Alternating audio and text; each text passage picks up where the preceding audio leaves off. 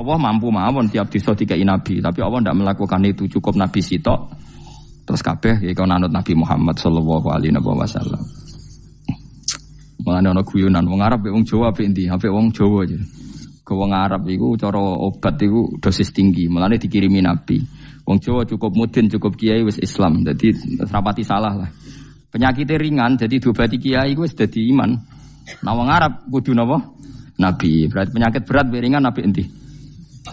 Nabi ringan, mulane jare kiai Jawa kita apik wong Jawa Gus wong Arab. Mergo ora butuh napa? Nabi. Berarti dosisnya kan kecil ya, rendah. Sauni-uni mus. Wong bingung, ngono kok omongane wong napa? Bingung. Lha opo nganalisis ngono barang. Ya wong nganggur iku repot terus. Jadi misalnya dagang dihitung, kalau dihitung itu rasional berarti sain. Kalau tidak dihitung kok berarti jenenge kejutan ya enggak, kita pernah ngalami semua. Kita pernah ngalami dua-duanya kan. Dihitung ya pernah laba, kejutan ya pernah. Musim sulit dagang rugi ya biasa, kecengklok rugi kebodhon biasa sama pernah. Anggap aja kalau rutin namanya sain sesuai hitungan pengetahuan. Kalau model ngono kejutannya selesai kan. Kok dibenturkan? Kejutan sama rutin itu absolut mana? Akurat mana? Ya ngajak goblok bareng.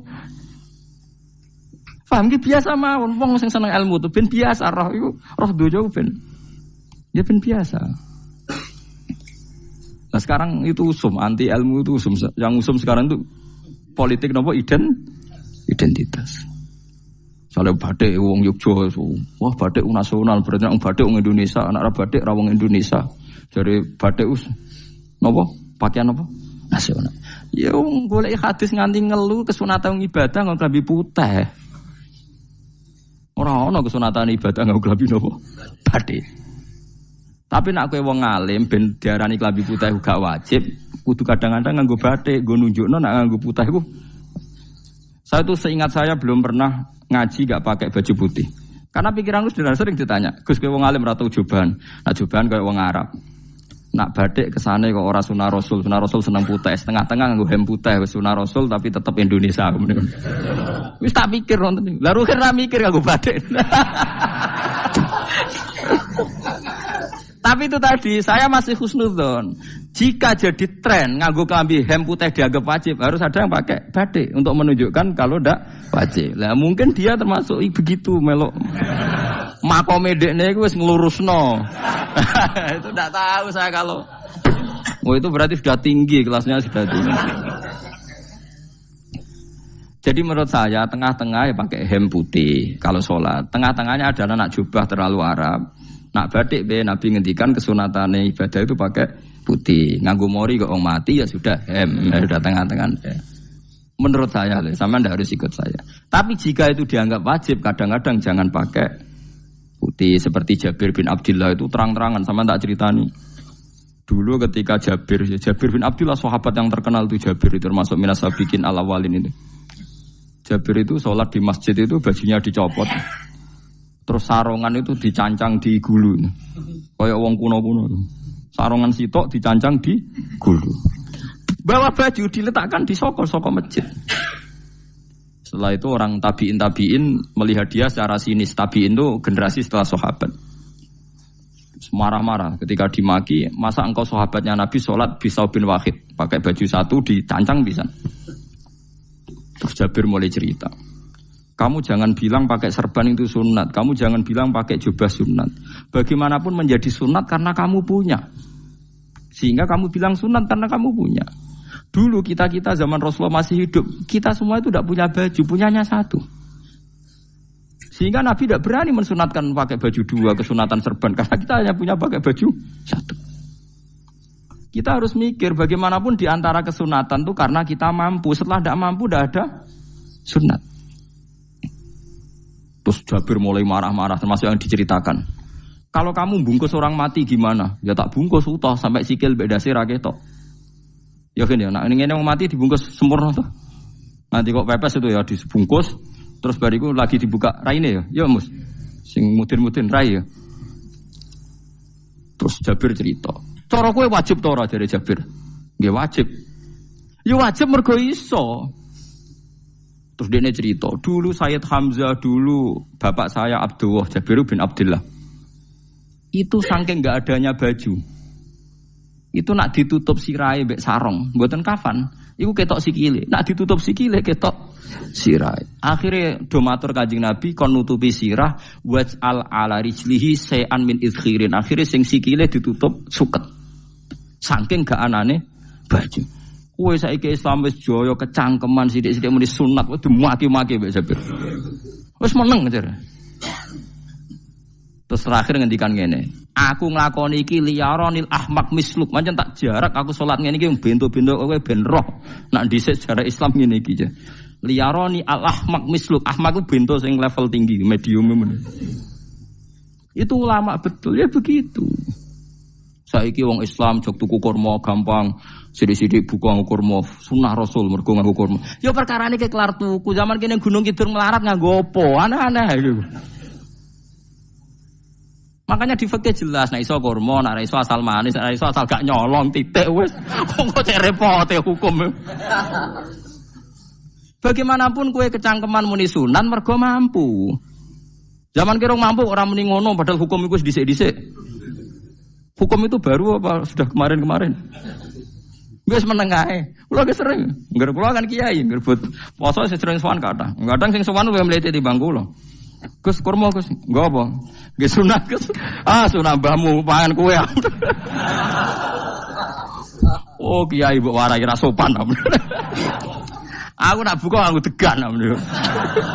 Aneh-aneh ya amne. Namun ini sunah dia ora usah kecangkeman. Lagi buka kurma pirang tahun, lebih kali tahun Gus. Umur piro? 40 Gus. 38 tahun gak nggo sunah lagi 2 tahun gegere gak karuan. Biasa saja. Dulu Nabi itu ya biasa. Nabi kalau zaman ngendikan yang ngeper sampai 4 kali. Kalau gak mampu ini, kalau gak mampu ini. Nabi kalau ngendikan ya gitu sampai diulang-ulang. Karena Nabi tahu tidak semua umatnya gampang mendapatkan itu. Misalnya kafaroh puasa 2 bulan nuntut, kalau tidak bisa ngasih makan orang miskin sekian, kalau tidak bisa gini sampai habis. Kulo ma'rufin sedekah, kalau tidak bisa ya Rasulullah firsana satin, sampai ludus gak usah siki tamrotin. Kalau gak bisa fabi kalimatin thayyibah, cangkem sing apik. Nak ra iso sementing aja merengut. Terakhir walau bitol qatin apa? Wajin. Itu ulama mewarisi sekian kebaikan yang diajarkan Nabi, tidak terus dipatenkan satu ngel-ngel wong akeh. Kuwi apa ngekek kurma khutbah bareng sumber. Wes pangan dhewe entekno. Ya ana sing sabar, wis kula tobat Gus mun mboten ngomong-ngomong ngono ya. Ya biasa saja kalau ingin sunah-sunah biasa saja. Dawe Nabi wal qasda tabluhu. Kamu itu yang biasa saja. Biasa itu ya standar saja. Ya biasa. Jadi Nabi dulu kalau melakukan sunnah itu biasa.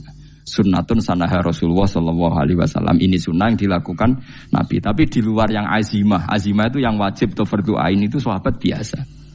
Karena bagaimanapun kita bisa begini karena mampu. Seperti Jabir tadi, orang bisa sholat pakai serban, pakai jubah karena mampu. Zaman Nabi awal Islam.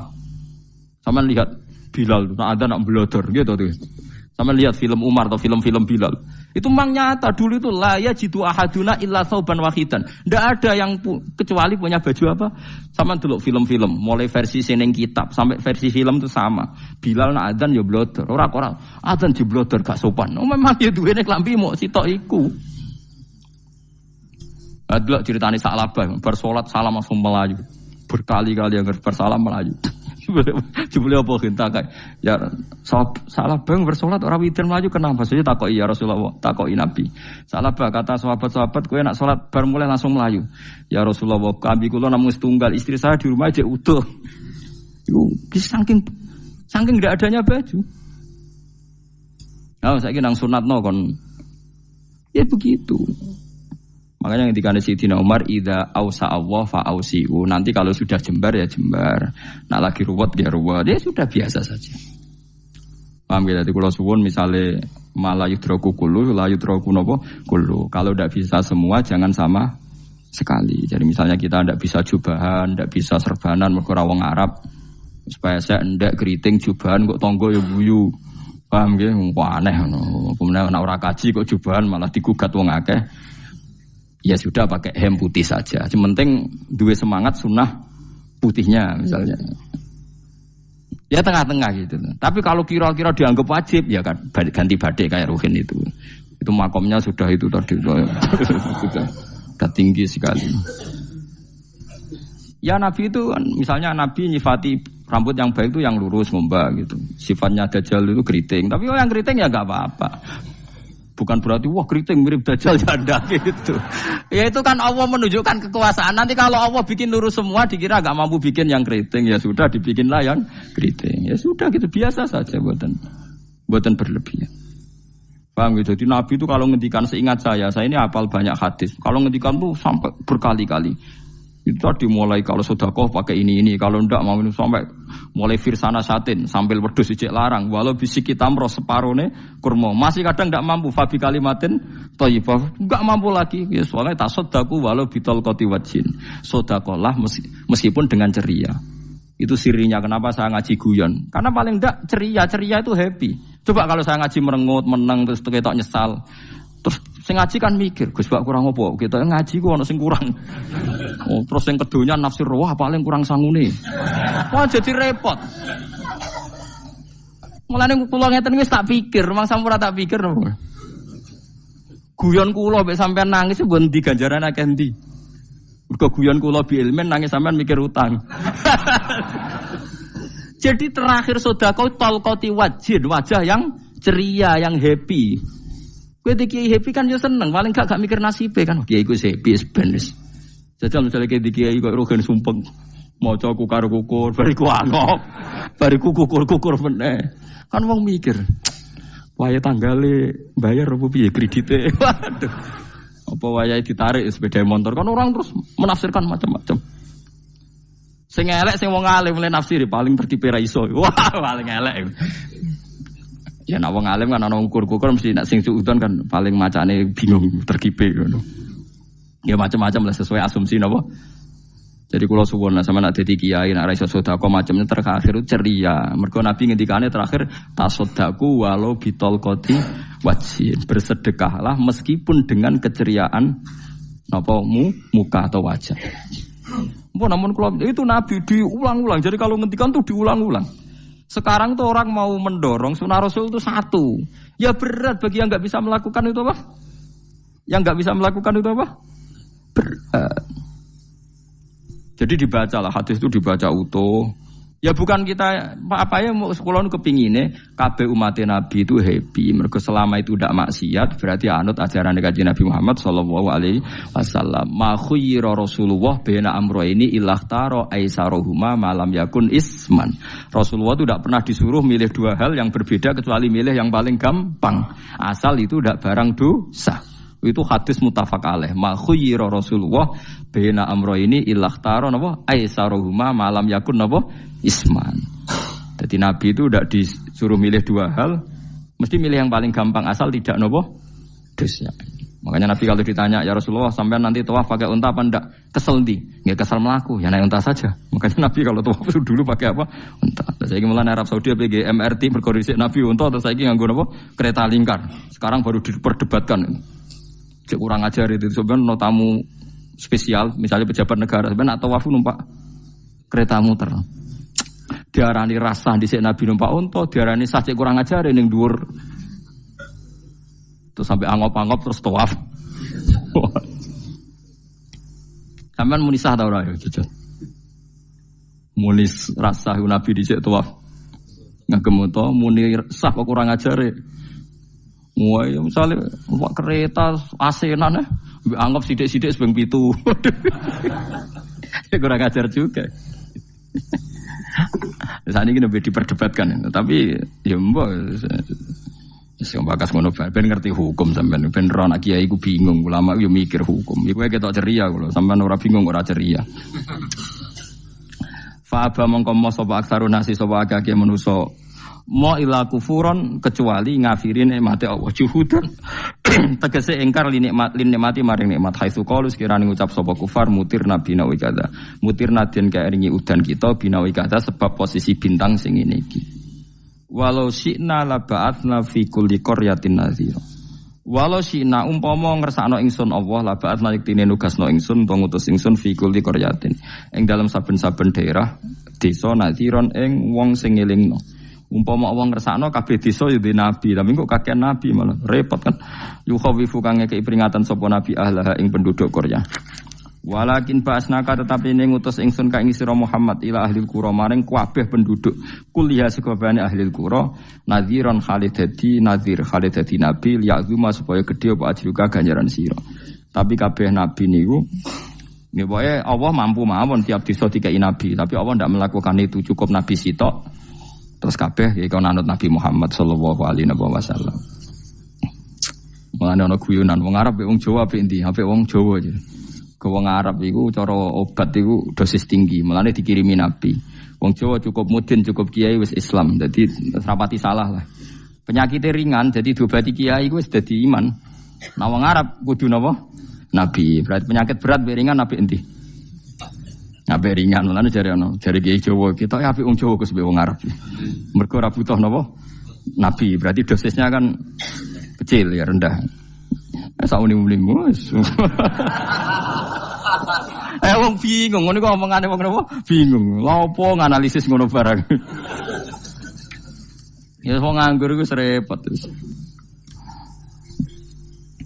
Fala tuti mongko aja nurut sira al kafirina ing pira-pira wong kafir fi hawahum ing dalam hawa nafsune kafirin. Jadi kalau aja anut wong kafir ning menyangkut hawa nafsu. Tapi nek menyangkut kebaikan wong kafir sing kita kadang kalah baik dalam hal sosial ya malah Allah kadang melehno kita mergo kok kalah mbek wong kafir. Nggih misale ngeten ngene makanya Imam Suyuti nafsiri falatutil kafirin ai fi hawahum dalam hal yang bersifat hawa napa nafsu. Misalnya begini saya contohkan Allah melehno wong mukmin. Ada sahabat ketika perang itu tangannya terputus, kakinya juga terputus. Terus matur Rasulullah, ya Rasulullah gara-gara perang derekno engkau saya tangannya putus, kaki saya putus. Ternyata tidak diapresiasi sama Allah, malah disalahkan. Gini kok Allah terus nurono ayat iyam saskum korhun faqad masal qoma korhum mislu. Jika Anda luka karena perang, orang kafir pun luka. Wong kafir, wong gento wae wani luka demi kekafiran, kok kue wong Islam jari demi Allah ora wani luka. Jika masyhur di kalangan para ulama, nanti setiap kebaikan itu dibandingkan kezaliman. Ya saya ulang lagi, nanti setiap kebaikan itu dibandingkan kezaliman. Misalnya kita jadi kiai ora enak, ora gaji tetap, setepak-tepakan, kadang untuk duit, kadang ora. Enak jadi PNS, gajinya tetap. Nanti kita disalahkan Tuhan. Pedagang narkoba itu gajinya juga enggak tetap. Risikonya tinggi, ditangkap polisi, hukumannya mati, itu saja berani. Kowe nyai terima ngono ra wani. Kue tahajud kanyeben, bengi-bengi tangi tahajud kanyeben. Tukang maling ayam bengi-bengi tangi nyolong. Risikonya tinggi ya anyep wani. Jadi nanti kue di depan Tuhan dimaki-maki, kesalehan kita akan dibandingkan kezaliman. Lan ana wong saleh diutangi dhuwit ora oleh medhit, sebenarnya dibandingno. Maling mbek maling utang-utangan, wong saleh ora utang-utangan. Ya memang begitu.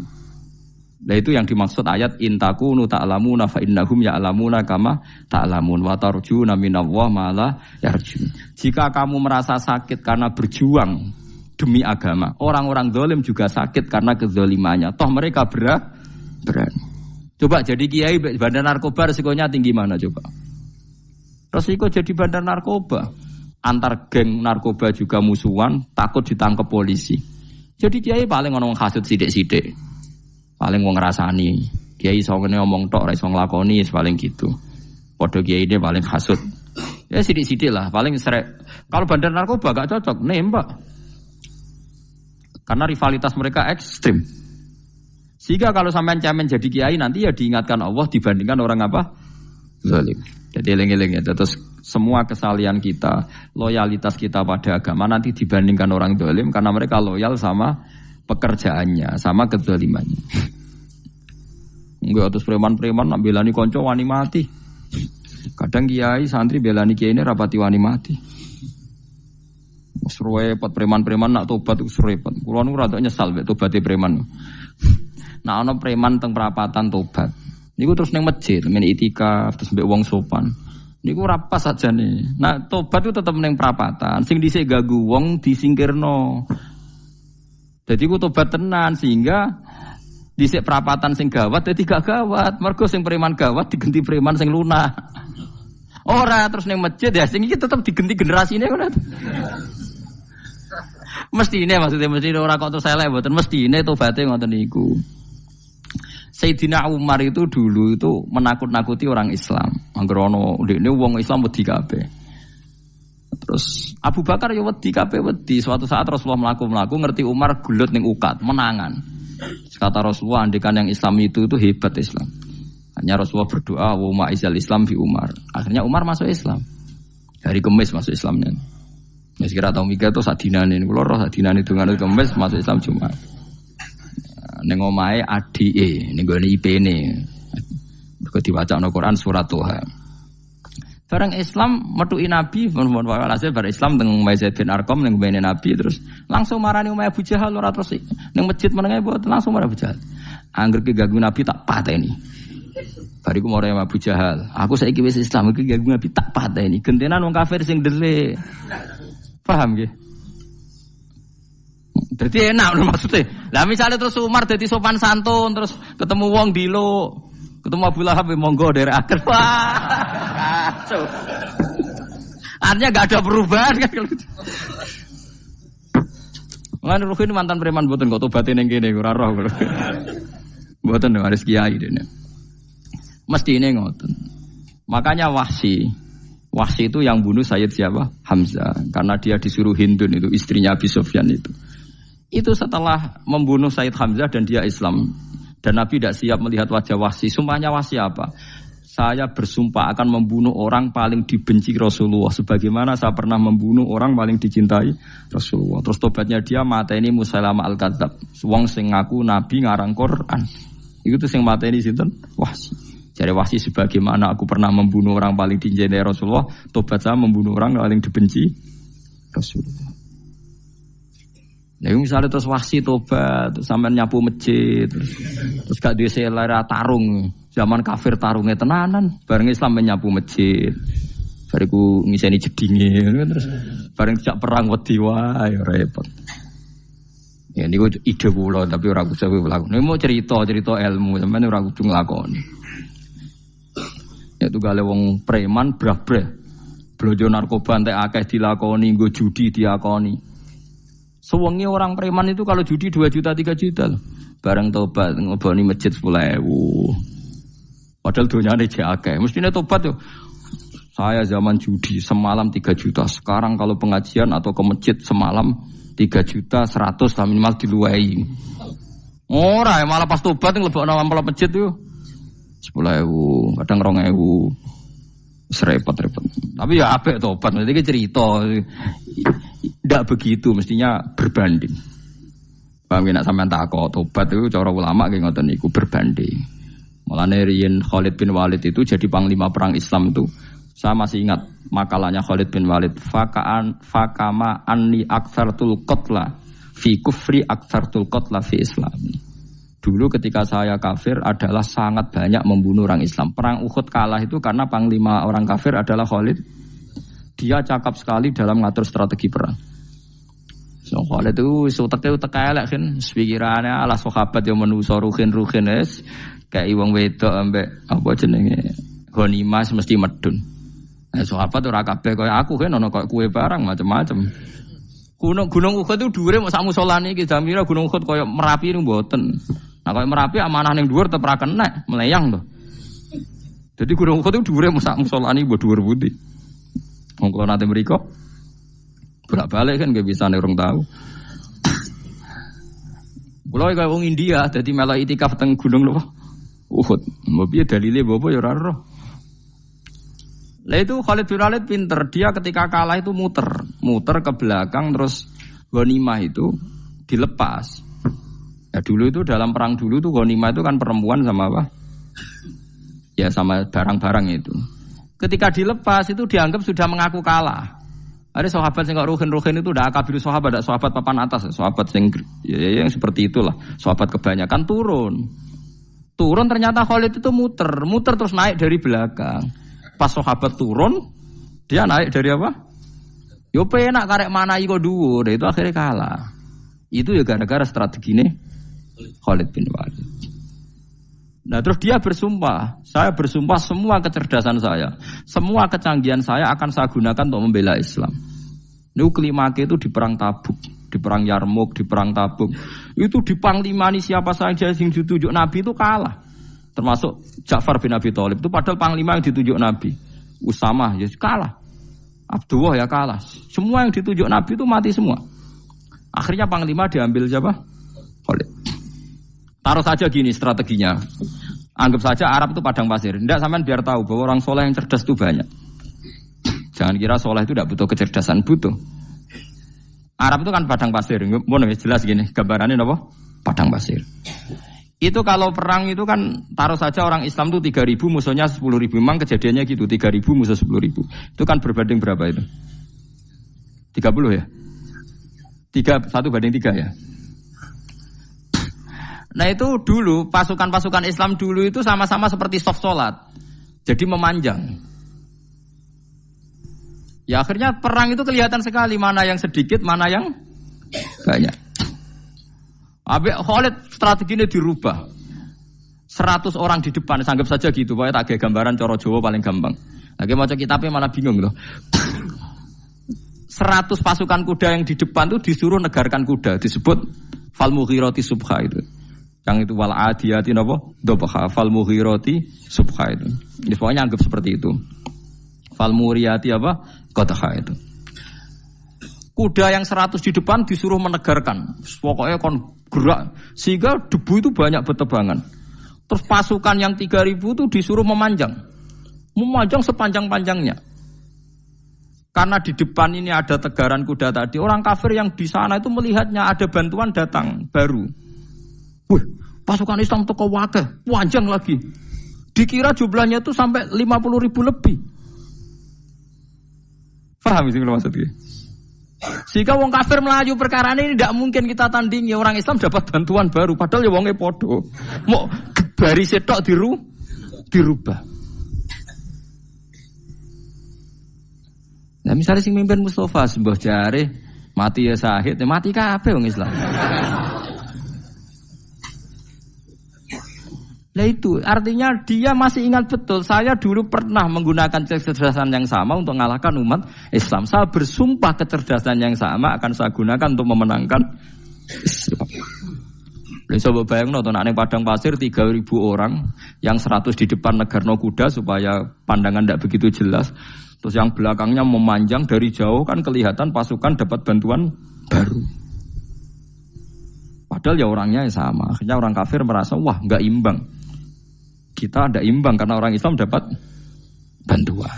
Terus menang perang itu. Lah itu tobat bener gitu loh. Orang kok pas kafir cerdas, buareng Islam tobat nyapu masjid. Sebarigus ngaji ngantuk.